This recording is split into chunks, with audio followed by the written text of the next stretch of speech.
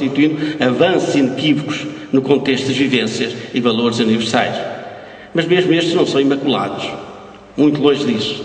São apenas os mais adequados à sociedade e aos tempos que se viveram e nos quais se foram gradualmente formando. Afinal, estão em mutação. E o que hoje é aceitável e amanhã recomendável era há pouco tempo controverso e anteriormente inadmissível.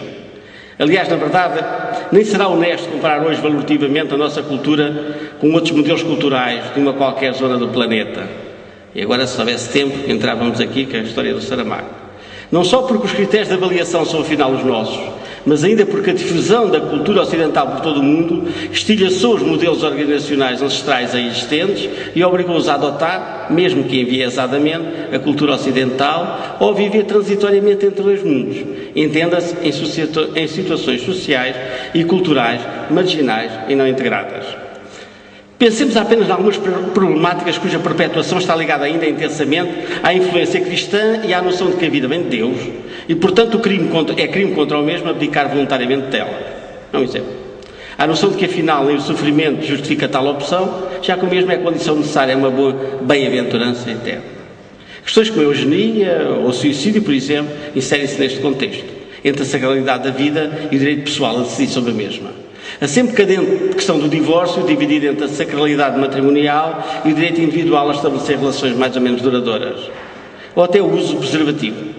Dividido este entre uma concepção ancestral em que a fertilidade constitui a condição de estatuto individual e de sobrevivência coletiva e um mundo contemporâneo em que o sexo e valências associadas constituem uma das mais importantes energias funcionais em torno da qual se movimentam determinantes socioculturais diversas e em que a superpopulação constitui, afinal, um dos mais inquietantes problemas mundiais.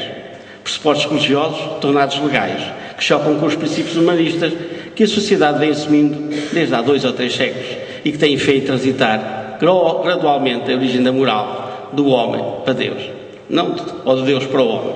Não, sem controvérsia. Todos somos reféns de uma certa maneira de entender as coisas culturalmente considerada. Por muito que se enquadrem em ideologias materialistas ou teologias espiritualistas, pertencimento absolutas, constitui sempre uma afirmação conjuntural de valores. Ou, se quisermos, uma afirmação de valores conjunturais.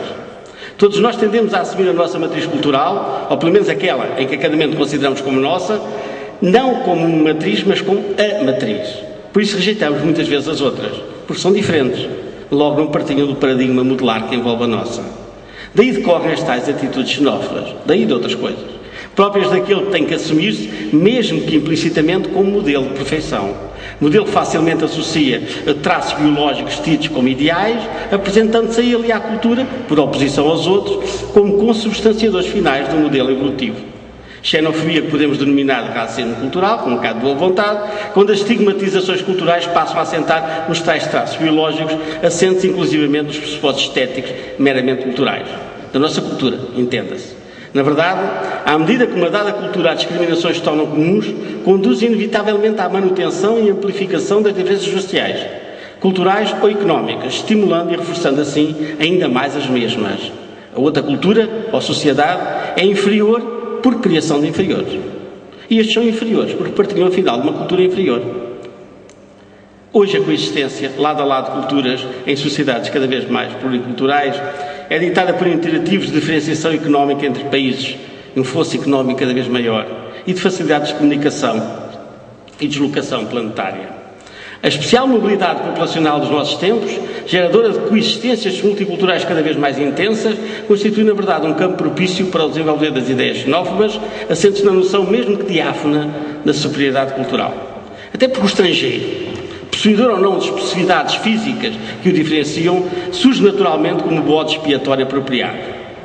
Alguém que é diferente e estranho, logo anómalo e, portanto, culpado de todas as anomalias, sejam elas sociais, políticas ou económicas.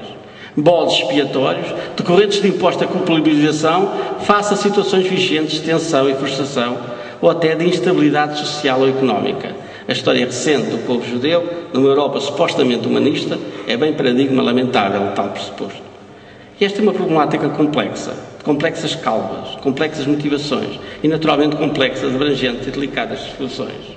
Debrucemos rapidamente sobre as estruturas subjacentes às atitudes de intolerância, tanto na sua componente cognitiva, como sabem, em grande parte estereotipada, até à social, não menos importante, passando igualmente por uma vertente emocional omnipresente e frequentemente culpabilizadora.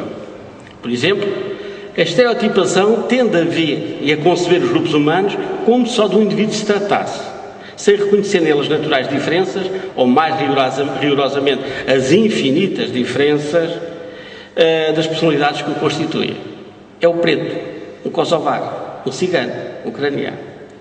Categorizações dicotómicas, isentas de matizes e situações intermédias. São brancos ou pretos, bons ou maus, amigos ou inimigos, nós ou os outros. Assim, um eventual estigma envolve todos os indivíduos do grupo considerado, não tendo em conta diferenças de idade, sexo, estatuto social, formação cultural ou outra qualquer. É algo que passa a nossa cultura, radicando inclusivamente nas doutrinas religiosas. Ou é por mim, ou é contra mim. Favorecendo concepções manicaístas que, embora constituindo heresias vencidas, continuam a influenciar a gnose cristã, ainda hoje assentam em concepções doutrinárias do conceito de bem e de mal, em termos mais ou menos absolutos. Respondem a uma visão da realidade muitas vezes irracional, emotiva, se quisermos, mas com que paramos frequentemente e que de alguma forma empregam no nosso cotidiano. Esta categorização bipartida leva-nos ainda a identificar os outros por uma percepção simplista e estereotipada de um qualquer aspecto físico, principalmente, ou cultural, ignorando-se, porém, de forma muitas vezes ostensiva, os restantes particularidades. Na verdade, grande parte da nossa intolerância resulta de situações essencialmente emocionais, que, embora prosaicas, dominam e persistem numa irracionalidade muitas vezes cega, mas nem por isso menos eficaz. A isto podemos juntar a já referida necessidade de afirmação do nosso grupo face ao outro, que temos alguns exemplos cá em Portugal, de líderes carismáticos locais que fazem isto facilmente. Sei lá, o Presidente do Porto faz isso, o Alberto João Jardim faz isso, facilmente reforçam a coesão do grupo, seja o Futebol Clube do Porto, seja a Madeira, por oposição aos Mouros, ao Sul, por oposição, sei lá, ao do continente. É uma coisa que resulta sempre. É uma coisa que resulta sempre. E resulta em muitos casos. Resulta, nomeadamente, porque afrontar o outro é de alguma forma solidarizar-nos com aqueles que são do nosso grupo. É de alguma forma estabelecer laços e reforço de laços com ele. É uma situação que não deixa sequer muitas vezes imaginar a natural empatia e solidariedade para com o marginalizado e o discriminado. E o mais paradoxal é que nos baseamos numa percepção pretensamente ética, acreditando ou querendo acreditar que o outro é o único ou principal culpado da sua situação. Porque eles não querem trabalhar. Porque é que não querem trabalhar? São preguiçosos. Não acreditam.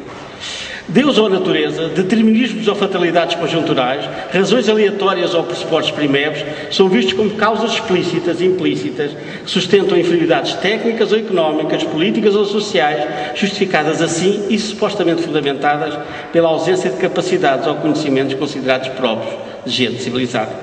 Entre outras coisas, isto descansa a nossa consciência. São, portanto, atitudes deformadas na percepção da realidade que nos levam muitas vezes a encarar os outros como inferiores ou piores. Deformações que resultam de manifestas expressões de interesse grupal, do desconhecimento, do horror à diferença, quantas vezes do medo.